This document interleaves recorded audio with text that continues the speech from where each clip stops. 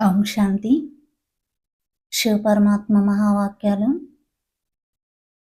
అయితే ప్రభువు యొక్క ప్రేమ జీవితానికి ఆధారం అంటున్నారు బాబా.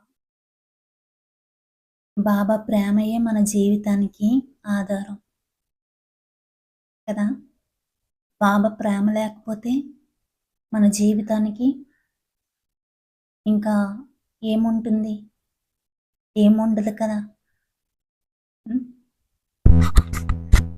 ప్రేమయే మనల్ని అంత ఉన్నతంగా తీసుకెళ్తుంది. మరి వాక్యాల గురించి బాబా ఏం చెప్తారో మహావాక్యాలు ఇంకా మనం తెలుసుకుందామా? ప్రేమ సాగరుడైన శివ బాబా ప్రభు యొక్క ప్రేమలో పాలింపబడే శ్రేష్ఠాత్మలతో మాట్లాడుతున్నారు. ఈరోజు స్నేహి, సహయోగి, సహజయోగి ఆత్మలను చూస్తున్నారు. అందరూ యోగి ఆత్మలే. ఇది యోగుల సభ అని అంటారు. అందరూ యోగులే అంటే ప్రభువుకు ప్రియమైన ఆత్మలే కూర్చున్నారు. బాబా ముందు ఎవరు కూర్చున్నారు? ప్రియమైన ఆత్మలే కూర్చున్నారు అంటున్నారు నా ముందు. ఎవరైతే ప్రభువుకు ప్రియమనిపిస్తారో వారు ప్రపంచానికి ప్రియమనిపిస్తారు. అందరికీ ఆత్మిక నశ, ఆత్మీయత, ఆత్మిక అభిమానం సదా ఉంటుందా? సదా. కానీ బాబాకు మాత్రం మేం పరమాత్మకు ప్రియం, జగత్తుకు ప్రియంగా అయ్యామని. కేవలం ఒక్క అర్ధగడియ దృష్టి పడాలి అని భక్తులు దప్పికతో ఉన్నారు.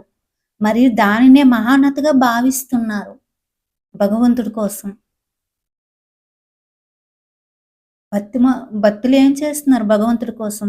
కేవలం ఆయన దృష్టి పెడితే చాలు అన్ని దప్పికతో ఎదురు చూస్తున్నారు భగవంతుడి కోసం. కానీ మనం డైరెక్ట్‌గా భగవంతుడినే తెలుసుకొని ఆయన ప్రేమను పొందుతున్నాం. ఆయన పాలనకు అధికారులుగా అయ్యాము. ఆయనకి స్నేహి ఆత్మలుగా అయ్యాము. మీరు ఇంకా ఎంత అదృష్టవంతులు అంటున్నారు బాబా. కానీ మీరు ఈశ్వరయ్య ప్రేమకు పాత్రులుగా అయిపోయారు. ప్రభువుకు ప్రియంగా అయిపోయారు. ఇది ఎంత మహాభాగ్యం కదా! ఈనాడు ప్రతి ఆత్మ బాల్యం నుండి మృత్యువు వరకు ఏం కోరుకుంటుంది? తెలివి తక్కువ పిల్లవాడు కూడా జీవితంలో ప్రేమ కావాలని అనుకుంటాడు. సత్యమైన ప్రేమ కావాలి, ఏమీ లేకపోయినా పర్వాలేదు, ప్రేమ ఉండాలి అని. ధనం తర్వాత గాని ముందు ప్రేమ కావాలనుకుంటారు. ప్రేమ లేకపోతే జీవితం నిరాశగా, నీరసంగా అనుభవం చేసుకుంటారు.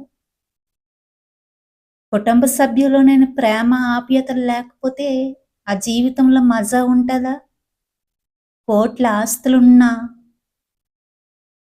ఎన్ని ఆస్తులున్నా సరే ప్రేమ లేకపోతే ఆ జీవితంలో మజా ఉంటదా?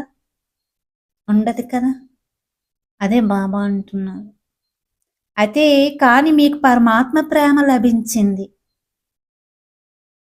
పరమాత్మ ప్రియంగా అయ్యారు. దీనికంటే గొప్ప విషయం ఇంకేం కావాలి? బాబా అడుగుతున్నారు.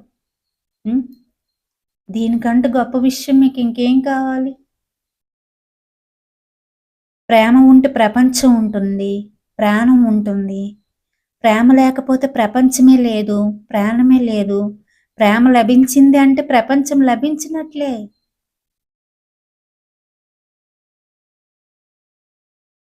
స్వయం భగవంతుడే మనకి లభించారు. ఆయన ప్రేమ, ఆయన శక్తి,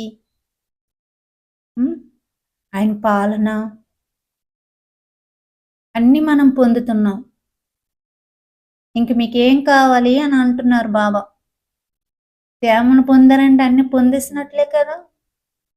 ఆయన ప్రేమనే మనం పొందాం.